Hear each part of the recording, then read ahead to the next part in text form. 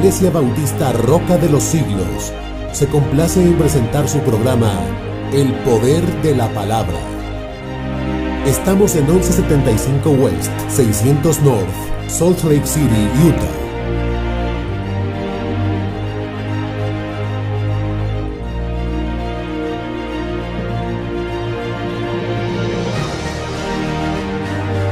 Estamos estudiando Mateo, llevamos casi 3 años en Mateo, entonces en el día de hoy continuamos enseñando donde nos quedamos la semana pasada en Mateo capítulo 21, versículos 1 al versículo 11. ¿Lo tenemos, iglesia?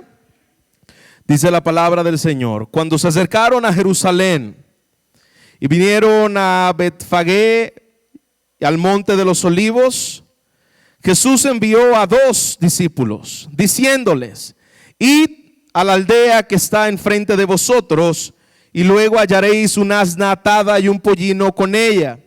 Desatadla y traédmelos. Y si alguno os dijere algo, decid: el Señor lo necesita, y luego los enviará. Todo esto aconteció para que se cumpliese lo dicho por el profeta cuando dijo: decid a la hija de Sión, he aquí tu rey viene a ti manso y sentado sobre un asna, sobre un pollino, hijo de animal de carga. Y los discípulos fueron e hicieron como Jesús les mandó. Y le trajeron el asna, y dice, y se sentó encima.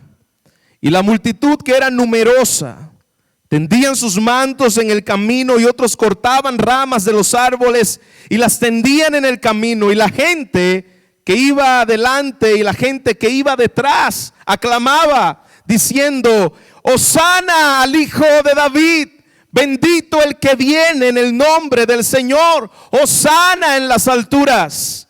Cuando entró en Jerusalén, toda la ciudad se conmovió, diciendo: ¿quién es este? Y la gente decía: este es el Jesús, el profeta de Nazaret de Galilea. Padre, gracias por tu palabra una vez más. Padre, estamos parados delante de tu presencia, Señor, para hablar lo que tu palabra y tu voz inspiraron hace más de 2000 años. Padre, en este día queremos una vez más encontrarnos, Señor, con la realidad del texto, y que tu Espíritu Santo aplique, Señor, este texto a nuestras vidas. Que podamos salir de aquí viéndote, Señor, en una dimensión que no te habíamos visto, amándote en una profundidad que no te habíamos amado, y alabándote, Señor, en espíritu y en verdad, porque tú has sido bueno para con nosotros. Señor, confío en el poder de tu Espíritu Santo para hacer en medio de nosotros. Guárdanos, Señor, de toda distracción, en medio del calor, Señor, de todo aquello pensamiento que quiera distraernos, Señor, cuando tu palabra está siendo enseñada, y que seas tú, Señor, haciéndonos ver la gloria de Cristo una vez más. Ese es nuestro ruego, Señor. Te lo rogamos en el nombre de tu Hijo amado Jesús. Amén y amén. ¿Puede tomar asiento, iglesia? Manera de introducción, podemos ver que Jesús iba camino a Jerusalén, como vimos la semana pasada, y se acerca lo que se conoce la fiesta de la Pascua. Es una fiesta muy conocida y celebrada en el pueblo de Israel. Era la fiesta más concurrida de personas que habían, ya que era la celebración en el cual la ira de Dios había pasado de los primogénitos y el pueblo de Israel había salido de Egipto. Se puede decir, es como el 4 de julio, el día de la independencia aquí en los Estados Unidos, donde todo el mundo lo está celebrando. Es un día máximo, es un día memorable por causa de lo que había sucedido allí. Jesucristo entonces viene camino a Jerusalén. La semana pasada vimos que estaba en Jericó y que ahora viene camino a Jerusalén para vivir su última semana de ministerio. Estos son los últimos 5 días de Jesús en donde nos encontramos en el día de hoy. Está Jesús viviendo lo último que Dios le había encomendado para llevar a cabo la tarea de la obra más poderosa que pudo haber existido en todo la historia del universo, y es la obra de la cruz de Cristo. Así que ya hemos visto que Jesús le había anunciado anteriormente a los discípulos: voy a partir, voy a ir a Jerusalén, voy a ser entregado en manos de los escribas, voy a ser entregado en manos de los fariseos, del pueblo romano. Pero les dijo: yo voy a resucitar otra vez y vuelvo nuevamente por mi pueblo. Así que esta última semana se le conoce como la entrada triunfal de Jesús. Jesús viene con todo su esplendor y majestad, aunque él tenía todavía la humanidad y no estaba revelando su divinidad en su totalidad como lo hizo en el monte de la transfiguración. Pero Jesús viene haciendo muestra de que Él es Dios en los últimos pasajes que hemos estado estudiando aquí a través de estos estudios. Jesucristo había cambiado el agua en vino. Jesucristo había tenido autoridad sobre el mar. Jesucristo había tenido autoridad sobre los ciegos, sobre los mudos, sobre los demonios, sobre todo tipo de su creación. Jesucristo había mostrado que Él era el Mesías que habría de venir. De manera que esto hacía que la multitud se le agolpara, que pudieran venir gente de todas partes, de todo lugar, siguiendo a este Mesías. Y eso es lo que estamos viendo aquí. Jesucristo viene con una multitud de personas que les están siguiendo, pero no necesariamente todos los que les seguían era por causa de quién era Cristo, sino que había gente aquí que le estaba siguiendo por causa de lo que Jesús le podía resolver en sus asuntos. Que Jesús le resolviera sus problemas, que Jesús le resolviera sus asuntos difíciles. Esa era la motivación donde muchos le estaban siguiendo en esta multitud. Recuerde que en esta multitud estaba también Judas Iscariote. Aquí estaba un hombre que se conoce como el traidor, aquel que iba a entregar al Hijo de Dios. Así que dentro de esta multitud podemos ver seguidores que le amaban, que le buscaban. Pero dentro de esta misma multitud habían gente falsa que no le seguía a Cristo por quien Él era, sino por lo que Él le iba a dar. Así que ahora viene entrando a Jerusalén el Rey de Reyes, Señor de Señores. Toda la atención pública está puesta sobre la persona de Jesús. Las autoridades romanas estaban pendientes, alerta. ¿Qué está pasando en esta ciudad? El Hijo de Dios está viniendo sobre este terreno que Él dice llamarse Hijo de Dios.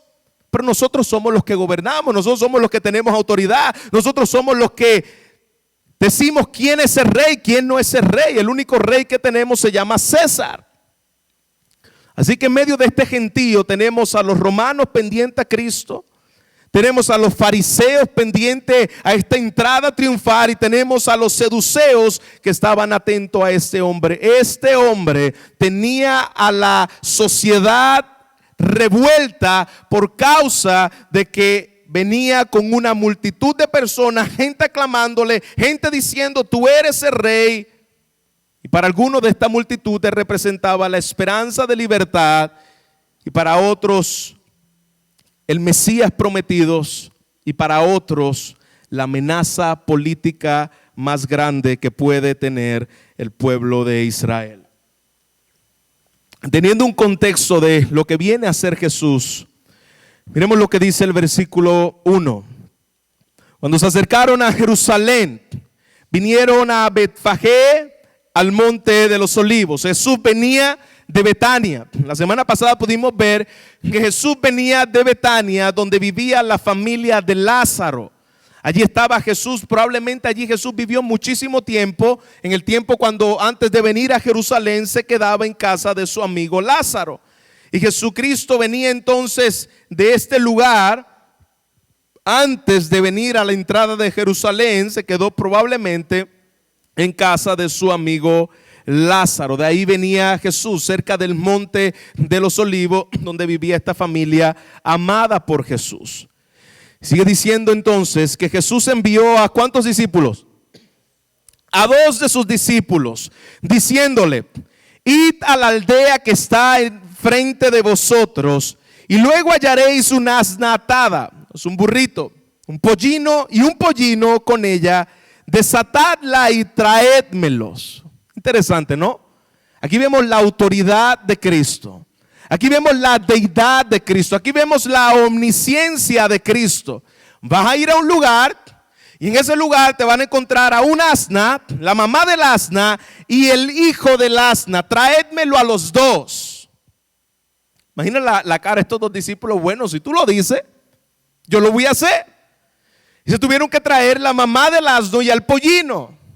Y no sé si ha preguntado, ¿y para qué quería las dos? Y con uno era suficiente. Jesús iba a montar a uno. ¿Por qué se trae la mamá del burro y al burrito con él? Porque precisamente, al ser un asno joven, nadie lo había montado. Y como es un asno joven que nadie había montado, iba a estar caminando para acá y caminando para allá y se iba a poner bravo si no tenía a su mamá cerca. De manera que tenía que traerse a su mamá, a la mamá del pollino, a la mamá del burrito y a ella, a el asna. Se traen a los dos. Y cuando él entra en un asno que nadie lo había montado, ¿por qué tenía que tener estas características? Nadie había montado ese asno, tenía que ser un asno virgen, de manera que nadie había puesto sobre ellos carga. ¿Por qué? ¿Por qué no pudo ser un asno cualquiera? ¿Por qué tuvo que ser específicamente este tipo de asno? Y aquí nosotros vemos que Jesús es el dueño del universo, que Jesús es el dueño de todas las cosas. Y cuando Jesús manda a pedir algo, que Él lo va a utilizar, Él va a pedir cosas que Él en su creación están sin uso. Viene en un asna que nadie la había usado. Cuando viene a la tierra, toma una matriz de María que nadie la había usado, una matriz virgen. Y cuando Jesús va a morir en la tumba, utiliza una tumba que nadie la había usado, dada por José de Arimatea. Entonces vemos la autoridad del dueño del universo. Cuando Dios quiere hacer algo, Él lo hace y punto. Él mueve los corazones, Él mueve todo lo que tenga que mover para llevar a cabo su propósito. Él es el dueño de todas las cosas. Eso es lo que nos muestra en este pasaje. Yo soy Dios. Aquí vemos la omnisciencia del Señor Jesucristo. Tenía siervos en todas partes. Tenía siervos ricos, tenía siervos pobres, tenía siervos en todo lugar. Cuando necesitó el vientre de María para encarnarse, María dijo: he aquí tu sierva. Cuando necesitaron estos dos burritos, tenía siervos en aquel lugar, dueños de ellos, que sabía que el Mesías necesitaba esos asnos para llevar a cabo su propósito y su tarea. Él es el Señor de todas las cosas. Amén, iglesia. Versículo 3. Y si alguno dijere algo, ¿y qué pasa si este hombre me dice: mira, yo no te voy a dar este burro porque lo voy a usar este fin de semana para ir a la Pascua? ¿Qué le voy a decir? Decid: el Señor lo necesita y luego lo va a enviar. El Señor lo necesita y luego los enviará, va a devolverlo. Te lo estoy pidiendo prestado. Jesucristo no tenía problemas con Él comprarse cosas para Él. Nunca tuvo una casa para Él. Nunca tuvo un burrito para Él. ¿Por qué? ¿Para qué iba a querer ese burro si en 5 días iba a ser crucificado? En 5 días iba a volver otra vez a la presencia del Padre. ¿Para qué lo iba a querer? Por eso dice su palabra que solo el Señor lo necesita y luego se lo va a enviar otra vez, se lo devuelve otra vez estos burritos.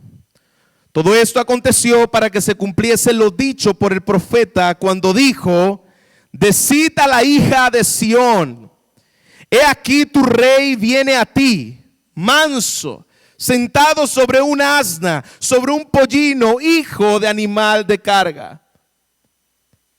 Todo este ambiente y toda esta escena se estaba dando precisamente para que Cristo cumpliese la profecía dicha por el profeta Zacarías. Zacarías capítulo 9, versículo 9, podemos ver lo que Jesús está citando aquí. He aquí, tu rey viene a ti manso y sentado sobre un asna, sobre un pollino, hijo de animal de carga. Es decir, Jesús entra con un asno porque él estaba representando la profecía dada cientos de años atrás de que el Mesías no iba a venir con un carruaje, no iba a venir con caballos de fuerza. Cuando vino con un asna era una representación de que venía el príncipe de paz. Venía humilde, venía el príncipe sencillo, el rey sencillo, y la profecía mesiánica se estaba cumpliendo delante de sus ojos. El Hijo de Dios está viniendo tal y cual el profeta lo ha dicho, montado sobre un asna, animal hijo de un asna. Estaban los dos para que se cumpliese lo dicho por el profeta. Versículo 6 dice: y los discípulos fueron e hicieron como Jesús les mandó. Aquí vemos la obediencia de un discípulo. Y le dijeron: Señor, pero es que la gente no va a entender que ese animal lo van a necesitar, que usted lo va a necesitar, y me van a decir que no. Fueron y punto. Vayan y hagan lo que yo les mandé hacer. Y los discípulos fueron y hicieron como Jesús les mandó, y trajeron el asna y el pollino, y sobre ellos sus mantos, es decir, aquella parte de su ropa que ellos utilizaban, se la quitan y la ponen como asiento en el asno para que Jesús pueda cabalgarlo. Y dice su palabra: y él se sentó encima. Un asno prestado, algo que no era suyo. Imagine eso, el dueño del universo mandando a pedir, pudiendo mandar a pedir todos los carruajes del mundo, pudiendo mandar a pedir todos los ejércitos celestiales para que vinieran con él a esta escolta. Precisamente toma un animal de carga, algo que usaban algunos gobernantes, pero los reyes no utilizaban este animal de carga. Eso era algo humilde. El dueño del universo le envía a buscar a un asna. ¿Ok? Nosotros vamos a buscar el asna. Si te lo pide, cuando se lo pide y dice ¿para qué lo quiere? Dile: el Señor lo mandó a pedir. Imagínese el dueño de ese asna. Oh, ok. El Señor lo mandó a pedir, está muy bien. Y le decía: cuando Dios va a hacer algo, Dios mueve los corazones de quien tenga que mover. Cuando Dios va a implementar su reino y su voluntad, nada en la tierra lo va a impedir. Le pusieron sus mantos al asno y el Señor se sentó encima de ellos. Mira qué interesante, versículo 9. Mientras Jesús viene con todo su séquito, multitud adelante y multitud atrás, entra por la puerta que no estaba acostumbrado a entrar, porque no entró por la puerta por donde entran las ovejas, sino por donde entran los conocidos y los famosos y los reyes. Ahí entró por esa puerta Jesús de Nazaret. Y la gente que iba delante y la que iba detrás aclamaba diciendo: Hosana al Hijo de David, bendito el que viene en el nombre del Señor, Hosana en las alturas. Había una algarabía, habían gritos por toda la ciudad diciendo: Hosana, Hijo de David. La pregunta que debemos de hacernos es: ¿qué significa la palabra Hosana? Porque ellos están gritándole: Hosana, Hosana, Hosana al Hijo de David. La palabra Hosana significa sálvanos, Rey. Sálvanos, Rey. Eso es lo que estaba gritando aquella multitud. Sálvanos, oh Rey, Hijo de David, bendito el que viene a salvarnos. Esto aparece en el Salmo 118. Nosotros encontramos estas palabras que dice: Hosana, bendito el que viene en el nombre del Señor, Hosana en las alturas. Lo podemos ver en el Salmo 118, versículo 25 al versículo 26. Es decir, la multitud estaba citando los salmos. La multitud estaba citando el cumplimiento de lo que los salmos decían de Cristo. Estos salmos se conocen como los Halel. Estos salmos se conocen como Halel, significa salmos de alabanza. Desde el Salmo 113 hasta el Salmo 118 se conocen como los salmos de Halel, los salmos de alabanza. Y eso es lo que estaban haciendo esta multitud delante del Rey. Oh, sálvanos, Rey. Ponemos los mantos delante de ti. Ponemos la alfombra de ramas delante de ti, para que tú vengas como todo un rey, Señor, a salvar nuestra vida. Pero pregunto, la multitud te estaba clamando aquel día, sálvanos. Pero se ha puesto a preguntar, ¿de qué le está diciendo la multitud que le salvara a ellos? Sálvanos, Rey. ¿De qué? ¿De qué la multitud estaba queriendo ser salva? ¿Por qué ellos pensaban que Cristo podía salvarle? ¿Por qué? Bueno, precisamente la multitud había visto, había oído lo que Cristo había dicho y había hecho. Había calmado la tormenta, había caminado sobre el mar, había sanado personas. Ellos veían a Jesús como el gran rey que podía salvarlos a ellos, pero ¿sabe de qué? ¿Sabe de lo que la multitud quería que Jesús les salvara, iglesia? ¿Sabe por qué ellos le estaban diciendo, Hosana, Rey, hijo de David? Ellos estaban esperando que Cristo los libertara de la opresión romana y no de sus pecados. Los romanos nos tienen hastiados. Los romanos abusan de nosotros, nos extorsionan, nos amenazan. Oh, Rey, ven a salvarnos de este imperio. Ellos no querían ser salvos de sus pecados. Ellos no estaban esperando un rey Mesías que viniera a resolver los asuntos espirituales. Ellos que estaban esperando a un rey que estableciera un reino aquí y ahora, aquí en la tierra. Bendito el Señor que viene aquí. No se da cuenta de que Él vino a salvarnos espiritualmente. La multitud no se da cuenta de que el gran problema de ellos era el pecado. Y unos cuantos días después, 5 días después de que esta gente le estaba diciendo, bendito el que viene en el nombre del Señor, era la misma multitud que le estaba diciendo, crucifíquenle, crucifiquen al Hijo de Dios. Jesús le dijo a Pilato, mi reino no es de este mundo. Yo no vine a establecer un reino aquí en la tierra. Yo no vine a destronar al imperio romano.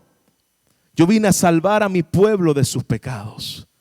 Yo vine a salvar a mis hijos para darle vida eterna en mi reino, el cual no es de este mundo, sino que un mundo que está por venir. Ese es el rey que estás cabalgando sobre aquel asna.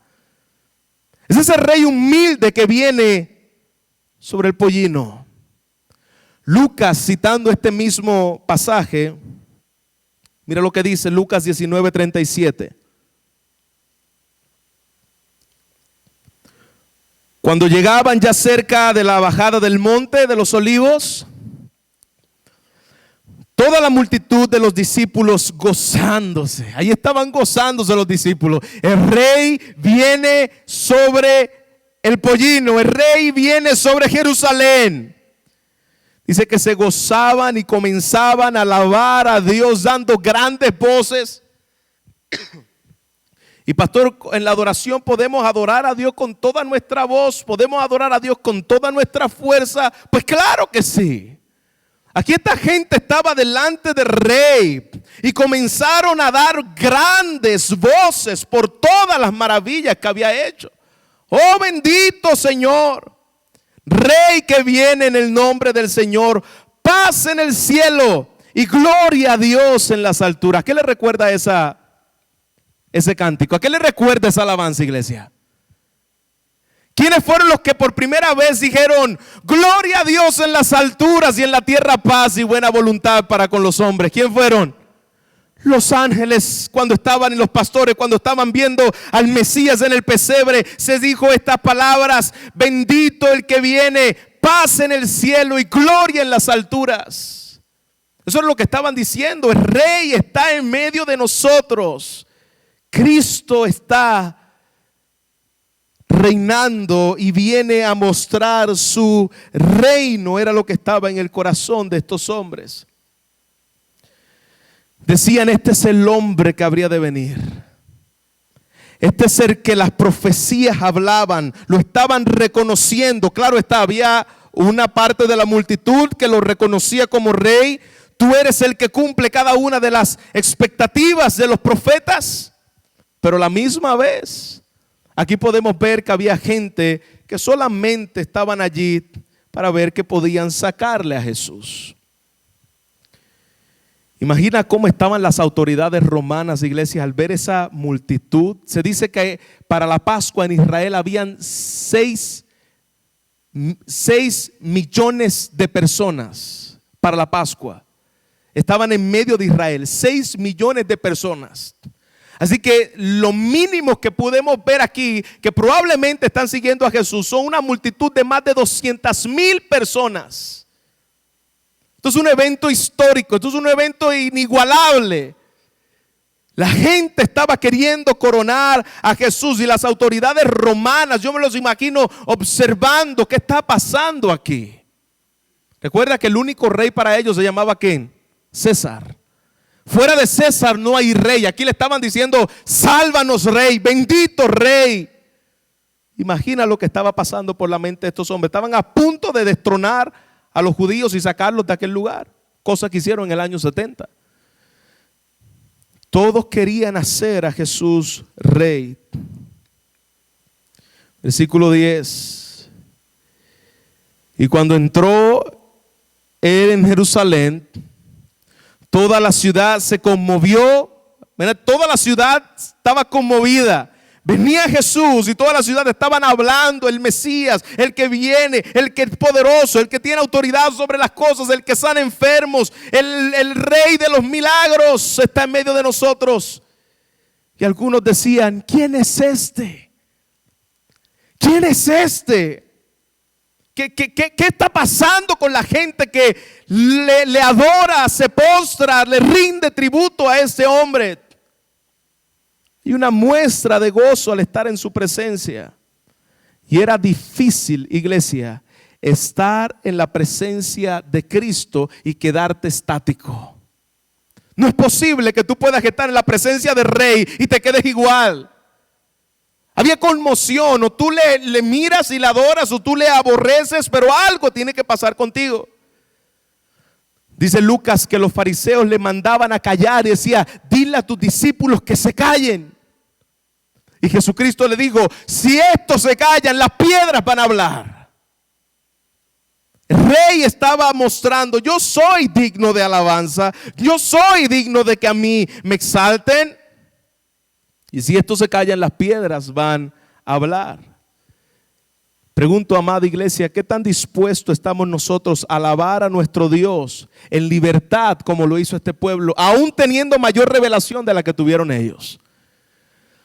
Viendo al Cristo en toda su totalidad y en toda su revelación por la palabra, y muchas veces nosotros estamos tan estáticos, nuestra adoración a Dios es tan seca, nuestras palabras a Él a veces nos avergüenzan, a veces nos dan temor, nos quedamos callados. Esta gente tenía menos revelación que nosotros y ellos estaban adorando a viva voz al Rey, adorando al Señor con todas sus fuerzas. Estábamos muertos en delitos y pecados y Él me dio vida. Tengo razones de adorarle, iglesia, amén. Estaba en mi mortandad y en mi rebeldía y el Señor me escoge y me da un nuevo corazón que le ame. Tenemos razones de adorarle. Tenemos razones de decir bendito el Rey que viene en el nombre del Señor. Él ha cambiado toda mi vida, Él ha cambiado todo mi ser. Allí estaban las personas diciendo sana, porque el Cristo le había cambiado toda su manera de vivir. Cristo le había cambiado todos sus deseos. Cristo le había cambiado todas sus metas y lo veían como Mesías. Pero allí había personas en la multitud que le estaba diciendo Hosana, pero momentos después le estaban diciendo yo no quiero saber nada de Cristo, mátenlo. Cristo dejó de cumplir para aquella multitud, la multitud que lo buscaba por lo que Él le podía dar. Cristo dejó de cumplir sus expectativas ya que ellos querían que los liberara de una opresión. Y tengamos mucho cuidado aquí, porque muchos están en este lugar, y si tú has venido a este lugar buscando que Jesús te resuelva tus asuntos y tus problemas, tú estás viendo a Jesús de una manera egoísta. Tú estás adorando a Jesús de una manera hombrecéntrica, antropocéntrica, centrada en ti mismo. Y hay muchos en las iglesias en el día de hoy que llegan domingo tras domingo con la expectativa de que vamos a ser liberados como lo tenía esta gente. Cristo me va a liberar, Cristo me va a quitar la opresión que tengo sobre los romanos. Mas se dieron cuenta, iglesia, que en ningún momento Jesús altercó contra los romanos. Jesús no confrontó a los romanos. Jesús no dijo ni una sola palabra contra los romanos. El problema de Jesús no era con los romanos. Para aquel tiempo había un prisionero, yo no sé si usted recuerda la historia, un prisionero muy conocido llamado Barrabás. Este prisionero, Barrabás, era un líder político religioso conocido como los celotes. Este grupo, este movimiento, ellos querían liberar a los judíos de Roma. Era un tipo de movimiento en el cual, por causa de su celo, ellos eran capaces de matar. Barrabás era capaz de matar por libertar al pueblo judío de la opresión de Roma. Aquí tenemos a un hombre celoso que tenía como meta hacerle un golpe de estado a Roma y que el pueblo de Israel quedara libre. Interesante, ¿no?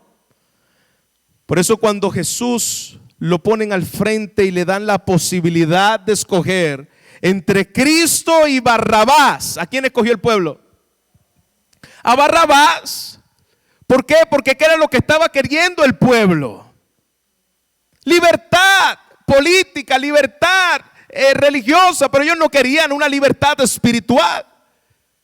Por eso que cuando le dicen escojan entre Cristo y escojan entre Barrabás, pues claro, Barrabás estaba dispuesto a dar la vida por ellos en el sentido de que los iba a libertar de la opresión de Roma. Por eso cuando el pueblo de Israel escoge aquello que le puede satisfacer sus deseos egoístas. Cuando los labios decían sálvanos ahora, te lo rogamos, cuando en realidad no estaban dispuestos a seguirle.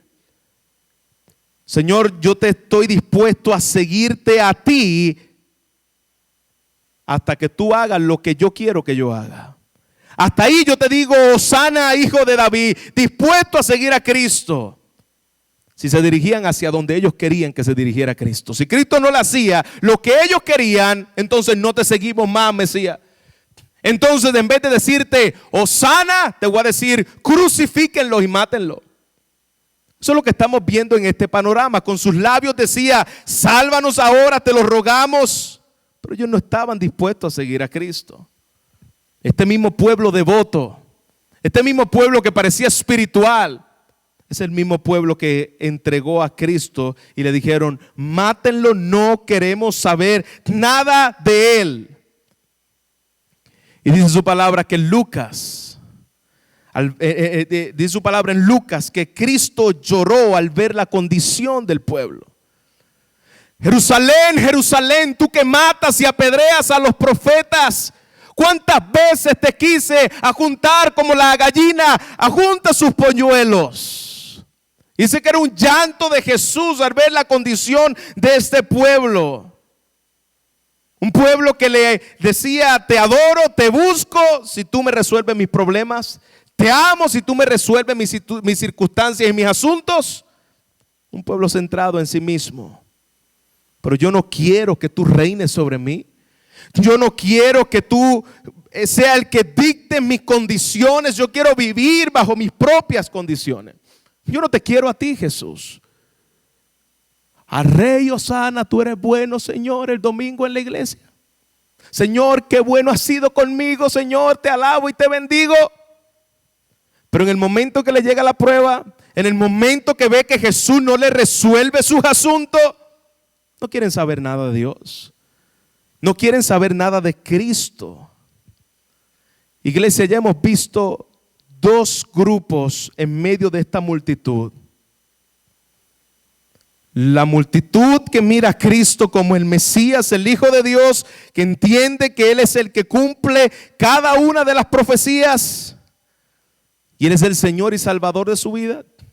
Pero tenemos al otro grupo que viene a Cristo a satisfacer sus propios deseos egoístas. El primer grupo, Hosana, bendito el que viene, te reconozco como Señor de mi vida. Y el segundo grupo quería que Jesús los libertara del yugo romano para que pudiera tener beneficios materiales. Habían visto las señales de Dios, habían visto los milagros hechos por Jesús, y eso no le valió pepino, iglesia. Le valió nada, no me interesa, he escuchado al Hijo de Dios, pero no me interesa. Yo lo que quiero es que Él siga haciendo milagros y me siga proveyendo, nada más. De su palabra que el juicio le vino. El juicio le vino al pueblo de Israel. En el año 70 fue destruida totalmente. Fueron muertos más de 6 millones de judíos. Fueron expatriados por todas partes. El pueblo de Israel dejó de existir en ese lugar. Así que tal vez tú ves la salvación, tal vez tú ves la obra de la cruz, tal vez tú ves la obra que ha hecho Cristo en tu vida. Pero Señor, yo quiero que tú resuelvas mis problemas aquí ahora. Yo quiero que tú resuelvas mis asuntos ya. Debe haber mejores maneras de prosperar, debe haber mejores maneras, algo más equitativo, Señor. Esto no puede ser todo asunto de salvación, esto no puede ser todo asunto de prosperidad en el cielo con Cristo y mi riqueza espiritual. Tiene que ver algo más, Señor. No me dejes ahí solamente el asunto espiritual. Hay que mejorar los asuntos sociales, Señor. Hay que mejorar la comida, mi seguro médico, mi seguro social. ¿Dónde está Jesús? Para eso buscaban a Jesús. Y para eso muchos buscan a Jesús en el día de hoy. Cuando vemos que los problemas migratorios se ponen difíciles aquí, la gente se abarrota a buscar la presencia de Dios. Cuando vemos que hay asuntos de terrorismo, la gente se vuelca a buscar los asuntos de Dios. Pero mientras tanto yo no les interesa a Cristo. Mientras tanto Cristo no está en su agenda. Pero claro, siempre y cuando Jesús me pueda resolver mis asuntos sociales, siempre y cuando Jesús me pueda dar mi buena comida, siempre y cuando Jesús me pueda dar mi seguro médico y mi estabilidad, hosana al Hijo de David. Hosana el que viene en el nombre del Señor. Claro, con nuestras motivaciones egoístas. Claro, con nuestra vida centrada en nosotros mismos. Ellos querían un cambio político. Y hay personas que piensan que su situación se resuelve con cambios políticos. Mi problema es que yo no tengo papeles. El día que yo tenga papeles todo se resuelve. ¿Quién dijo? ¿Tú crees que tu problema es de político?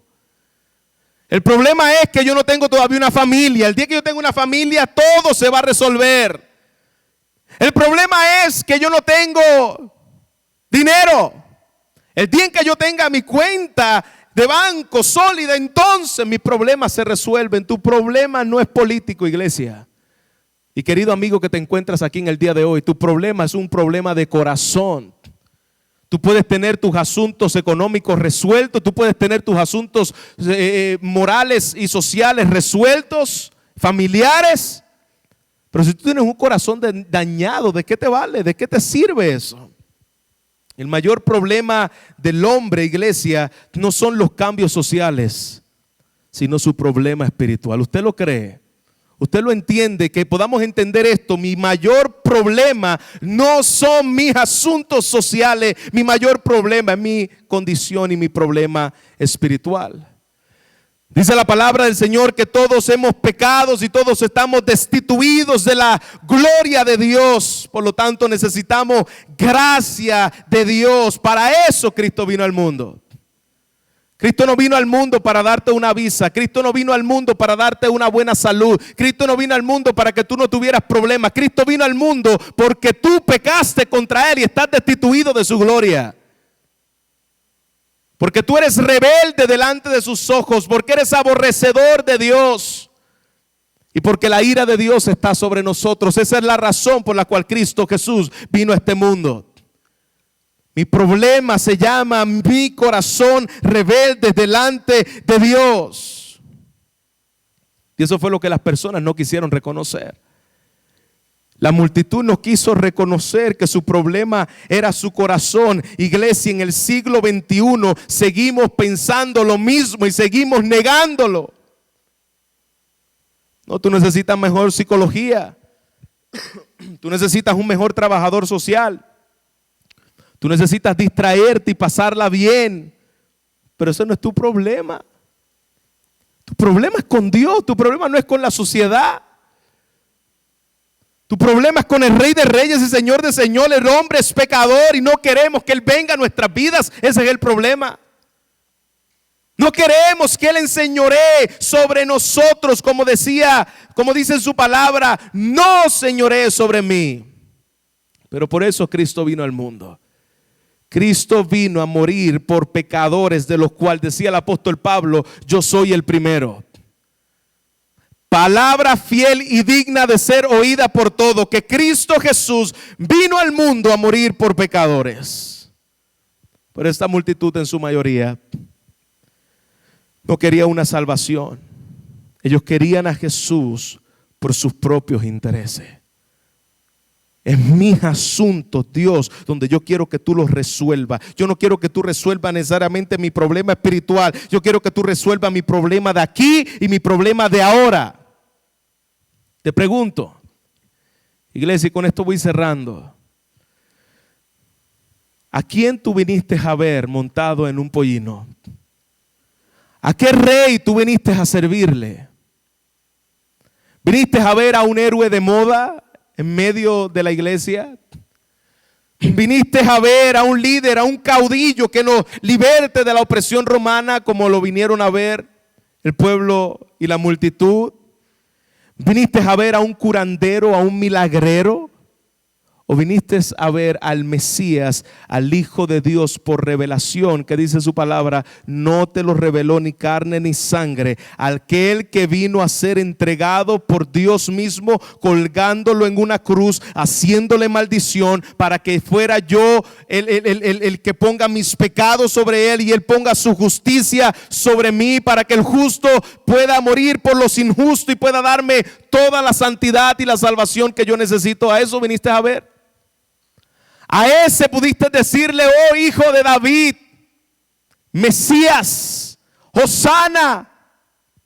¿O es para ti Cristo un curandero? ¿Quién es Cristo para ti? Si Cristo pasara por este lugar en el día de hoy montado en un pollino, ¿quién es Cristo para ti? ¿El curandero, el milagrero, el genio de la lámpara de Aladino? ¿O es tu rey y el Señor de tu vida? Tú puedes pensar en el día de hoy y decir, ¿es Cristo mi rey y el Señor de mi vida? ¿Es Cristo quien domina los asuntos de mi vida? ¿O es Cristo aquel que yo lo utilizo en mis momentos difíciles? Cristo es como la Panadol, cuando te duele la cabeza yo me la tomo. Realmente Cristo es el dueño de tu vida, ese rey que gobierna en tu vida. Piensa en eso, iglesia. Puedes estar diciéndole Hosana y sálvame, sin entender que tu verdadera condición y tu verdadera salvación es un asunto de corazón y un asunto espiritual. Y pastor, ¿y Dios no se interesa de mis asuntos físicos materiales? Sí se interesa. ¿Te ha faltado la comida en esta semana? Dios te la proveyó. ¿Te ha faltado la casa en esta semana? Dios te la proveyó. Pero los asuntos primarios en los cuales Dios está interesado y envió a su Hijo Jesús se llama tu corazón y tu asunto espiritual. Concluyo con esto. Iglesia, aquel que vino montado en un asno humilde, le tengo esperanza, volverá por segunda vez. Aquel que fue pisoteado, aquel que fue escupido, aquel que fue ensangrentado, volverá en gloria, pero esta vez vendrá a juzgar.